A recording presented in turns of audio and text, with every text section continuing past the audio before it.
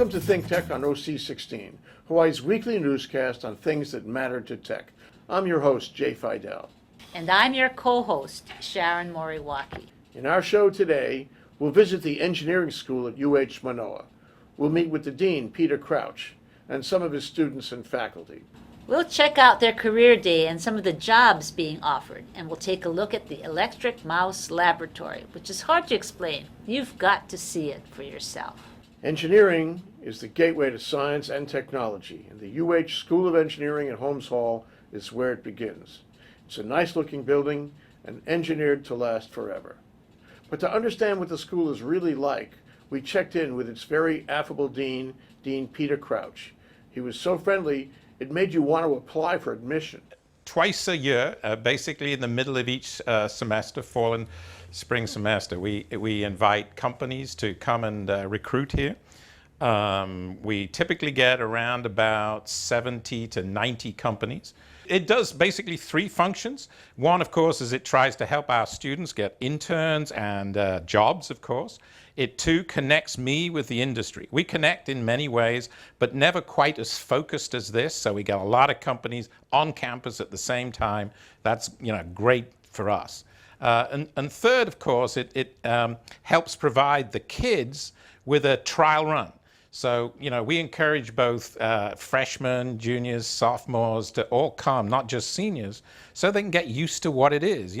How do you sell yourself, interview techniques, writing a resume, all of those things. I mean, we wouldn't have Hawaii as it is today without engineers. Sure. The roads, the buildings, the sewers, the Pearl Harbor, the water. So we've always been there. But how do we get it more in front of the common person so that they believe that a career in engineering is for them?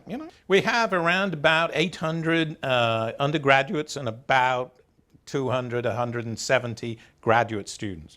I'd like to double it. Say, just talking about the shipyard in particular, and actually many of the aerospace companies. There's the double dip effect, and there'll be a lot of retiring engineers to fill that gap, especially in the next sort of 10 years.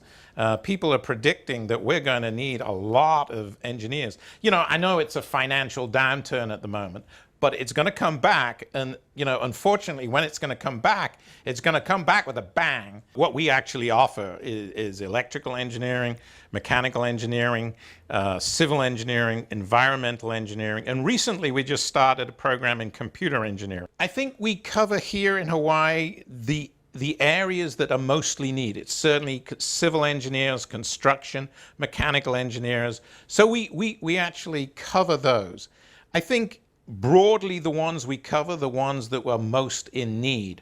The area that is attracting most attention at the moment is perhaps not unsurprisingly mechanical engineering. Why is that? Well, because we have this all of the robotics programs in the school. Well, robotics looks like mechanical engineering is robots, etc. So we have a lot of students coming into mechanical engineering. We've always have students who want to come into civil engineering because, of course, they see the construction around them. Electrical engineering is having a tough time. I'm an electrical engineer, but surprisingly enough, your cell phone, the computers you use, all of those gadgets are electrical things. And so, electrical engineering is very important. The problem is we don't have a lot of electrical engineering companies. We have electrical contractors, but not companies. So most of our electrical engineers find jobs on the mainland. I always say it's good business for Hawaii to produce some engineers that go to the mainland, because those engineers may well come back. As the sophistication of our technology in Hawaii grows, those folks will need to have them come back. What we need is smart grid. The next stage from the grid, the centrally operated managed grid, is in fact the smart grid. The smart grid is full of communications. Unless you know where the energy needs to be, where the energy is, the predicted energy needs, all of that needs to be communicated to somebody. So there's a lot of interest in expanding that from the traditional engineer to communications, to computer science. So the smart grid is actually going to be an revolution in the way in which we look at engineering and many of those disciplines. Because of the nuclear program in the shipyard, believe it or not, we have the people from Palo Verde in Arizona, the big nuclear power plant there, here today recruiting. And as you interestingly mentioned, we actually have Georgia Tech Research Institute. That's not Georgia Tech University. This is a spin-off they have because they're interested in two things. Of course, the research work that's going on here with the military and us here in Hawaii, but also because they've heard that we have some good graduates. The more stories that we can have like that and have sort of companies and sort of institutions from mainland come to Career Day and spice up the program, I think the better. And so I'm really pleased to get that spectrum. How much trouble would it be for me to apply and get in at the engineering school? You have room? We clearly have room. We also have, Jay, something called pre-engineering. Okay. So our pre-engineering program is geared for those people who've seen the light, who know that engineering is the future, but don't quite have the prerequisites yet.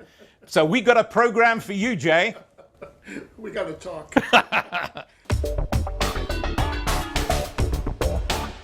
Then we took a walk around the festivities at Career Day, where we met a number of recruiters who told us why they were there and who they want to recruit. There were many, many recruiters, among them Northrup Grumman, Pearl Harbor Naval Shipyard, and what else? The Army Corps of Engineers. They were so friendly it made you want to give them your resume on the spot.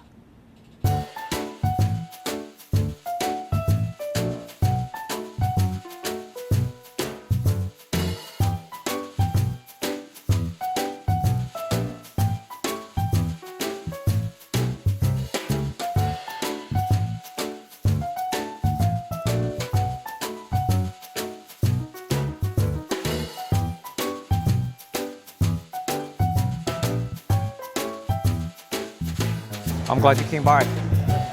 Okay? You should seize the opportunities. Okay? I'm originally from Hawaii. I'm a University of Hawaii alum as well. I work in Redondo Beach, California.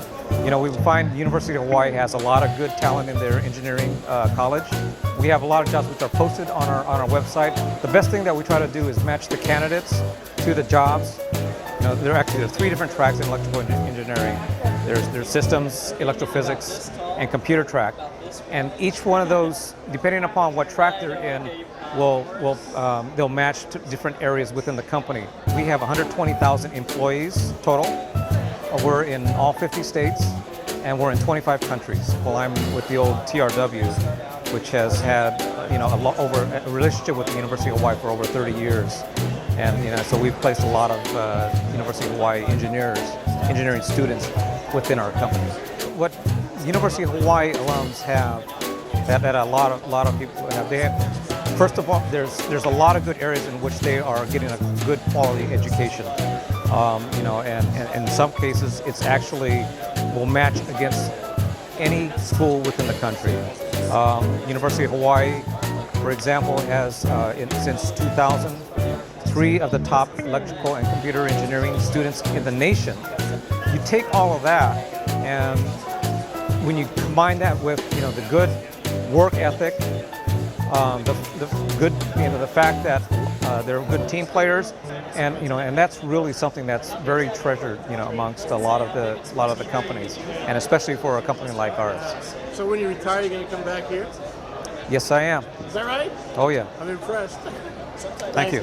Hello, I've been working at Pearl Harbor, and we're here at UH now recruiting because there's actually a lot of openings right now for engineers at Pearl Harbor. My name is Gino. Here at Pearl Harbor, we're actually hiring a lot of civil engineers, electrical engineers, and mechanical engineers. All of them whom get to work on submarines and shipbuilding, all here at Pearl Harbor Naval Shipyard. It's a great experience. They don't have to be graduates. We're actually taking a lot of co-ops and interns as well. So that's a really good way for people to get experience, starting with people who are in engineering program at the sophomore level. They should definitely check it out and apply. it's a good opportunity to get your foot in the door early on. When you come into the shipyard, you start full-time with full benefits. We go all over the country. We try to get the best talent from across the country to come work in the shipyard to keep us the best that we can be. Well, right now at the shipyard, our main focus is on mechanical and electrical engineers. Doesn't mean we shy away from any other majors, but those are our bread and butter. We like to see it come in. You come in, they're progressing with shipyard. Typically at a GS7 level, you make over $60,000 a year.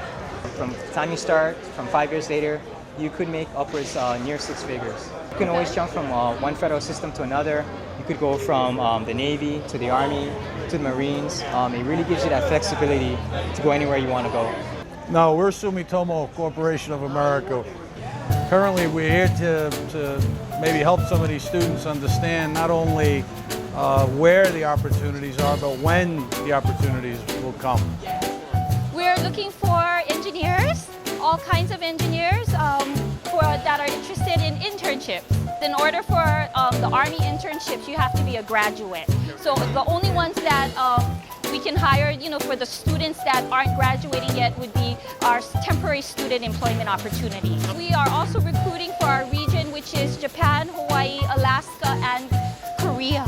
Our projects are military construction, as well we have a civil works mission, so where there's disasters, we do respond to those disasters, so we do have that type of missions as well. A starting salary could begin at a GS5, which would be $37,000, plus an additional almost 21% cost of living allowance.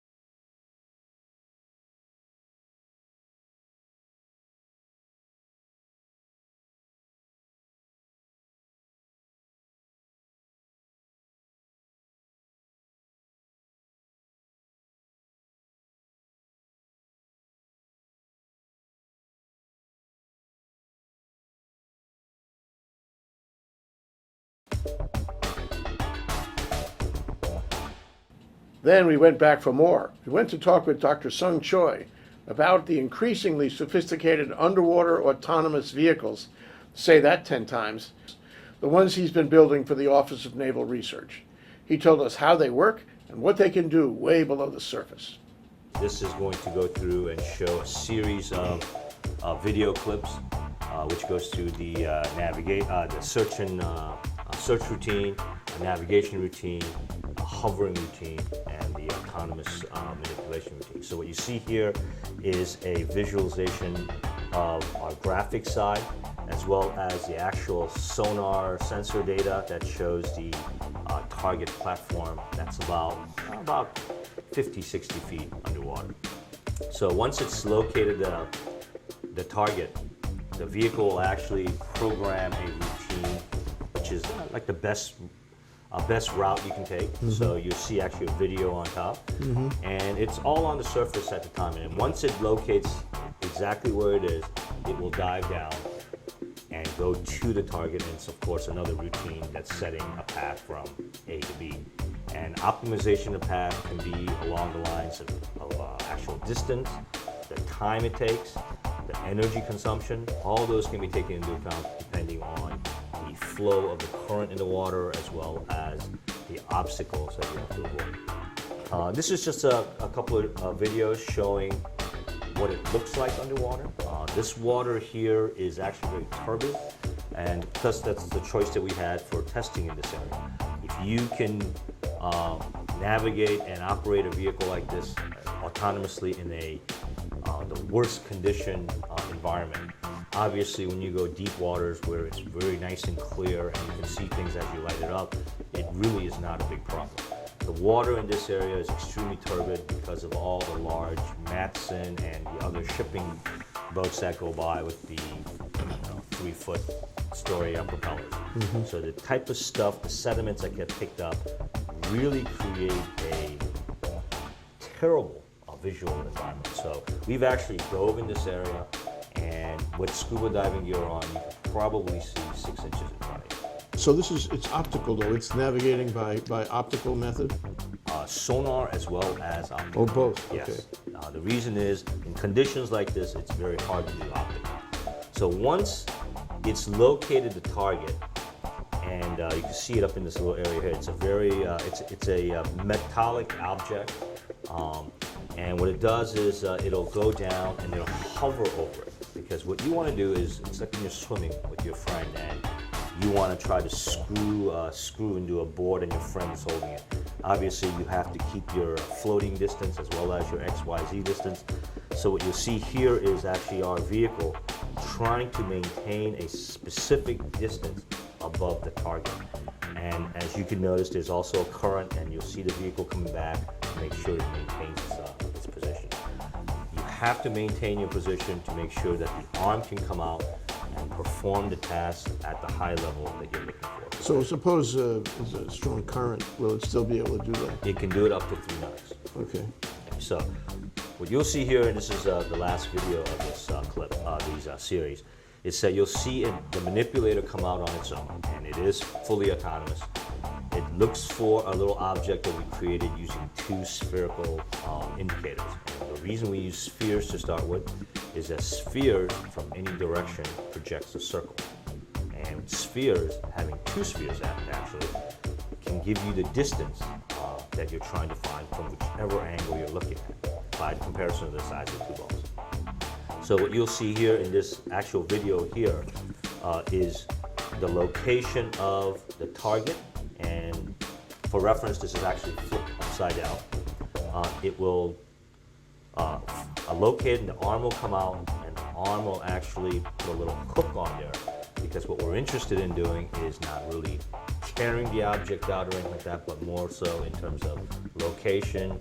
So at a later time, we can go retrieve it if we need to, or if it's a munition, we can actually explode it or implode it or do whatever we with it, so we can take care of all the hazards that's there. But you don't have real-time control. This is all pre-programmed to do what you want it to do?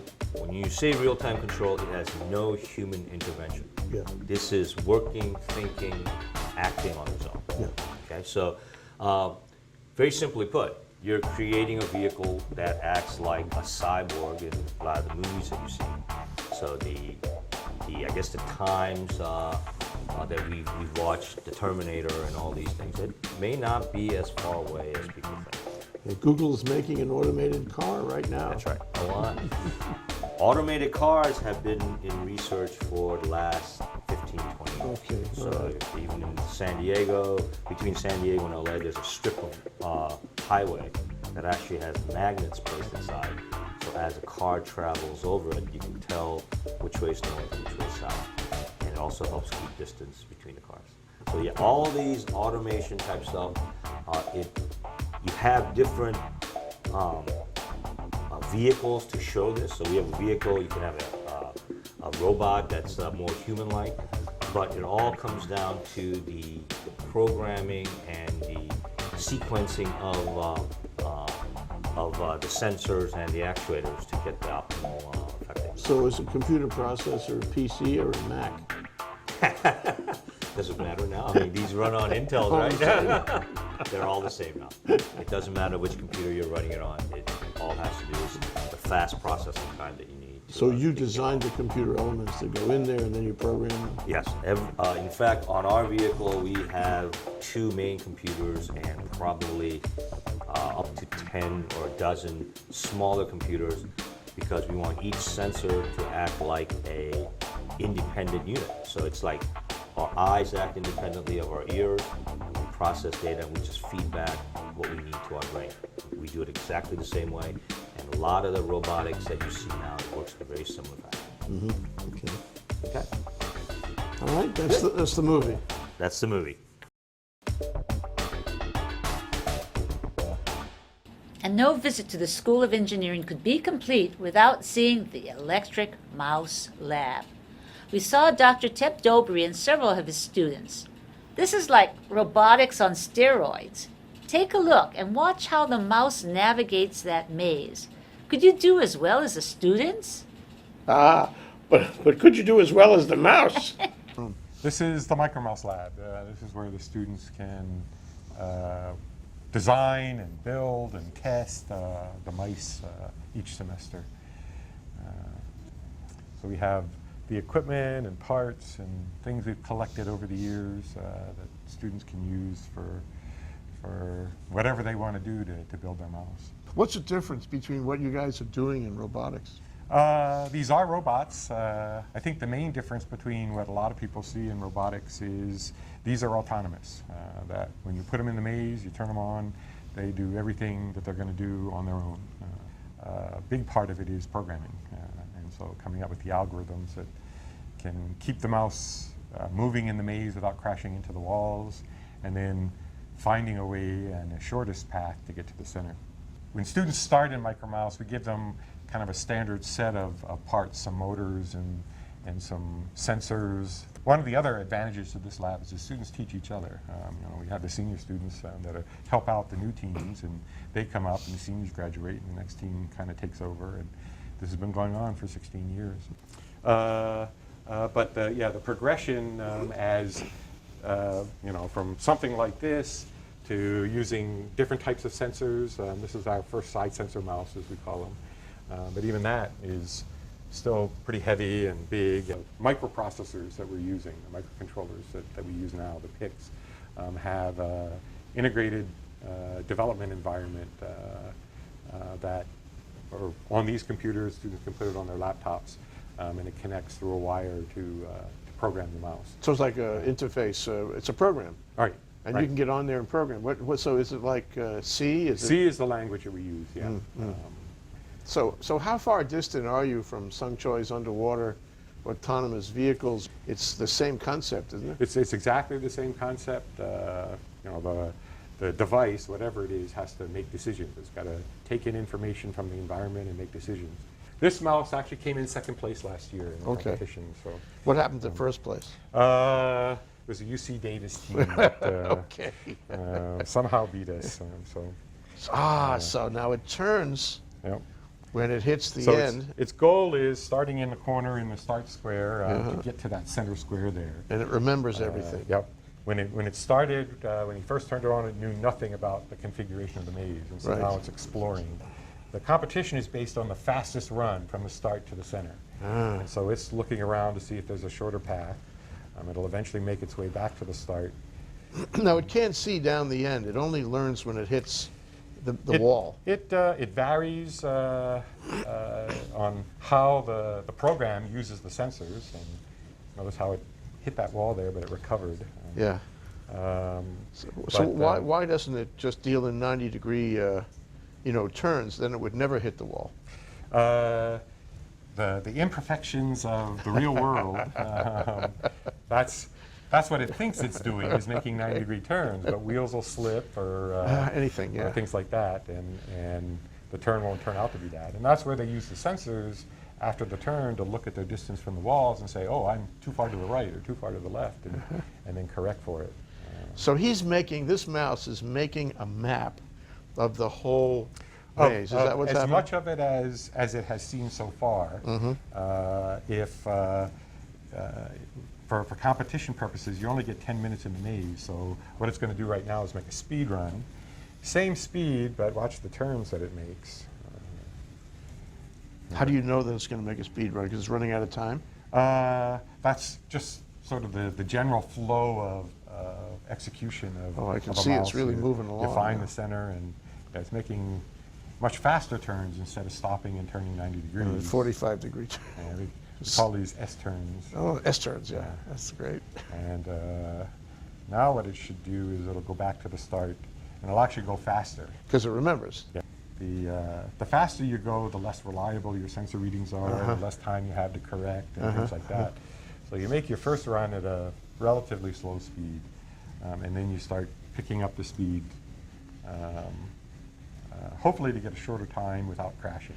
Yeah, I can see a great movie, a sort of Mission Impossible movie, being made with these things, where they go into the, you know, the diamond vault, and they open the door somehow, and then they get the diamonds and roll right out. What do you think?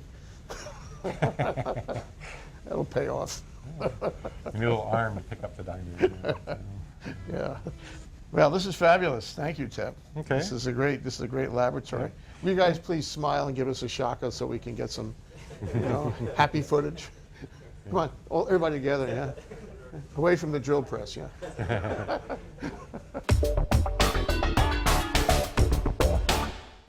We like the School of Engineering, so much so that we told them we'd come back to see some other laboratories and meet some more of the faculty and students. And we plan to do exactly that. You'll be hearing more from us at Holmes Hall. Science and technology begin with engineering, and the School of Engineering is where it's at. If you're interested in knowing more about the school or a career in engineering, call Dean Crouch. I'm sure he'll make you as comfortable as he did us. We'll be right back to wrap up this week's edition of ThinkTech. But first, we want to thank our underwriters. Thanks to the Scheidler Family Foundation. Jay Scheidler, through the Scheidler Family Foundation, is an active supporter of a number of educational, cultural, and charitable organizations, including ThinkTech. Hawaiian Electric Company, HECO and its affiliates Miko on Maui and Helco on the Big Island, are deeply committed to supporting the communities they serve. We are very appreciative of their support. Galen Ho. Galen Ho is a senior executive of BAE Systems, a global defense, security, and aerospace company, which is also deeply committed to Hawaii. We greatly appreciate Mr. Ho's support. The High Tech Development Corporation. HTDC is a state agency dedicated to developing Hawaii's high-tech industry, diversifying our economy, providing quality jobs for our people. We appreciate HTDC's work, and we are thankful for its generous support. Remember, you can watch ThinkTech on OC16 all week. For additional times, check out oc16.tv. For lots more ThinkTech videos and for underwriting opportunities on ThinkTech, take a look at our website, thinktechhawaii.com. Be a ThinkTech sponsor. We'd love to have you on board. I'm Jay Fidell. Thanks for joining us on ThinkTech. And I'm Sharon Moriwaki. Aloha, everyone.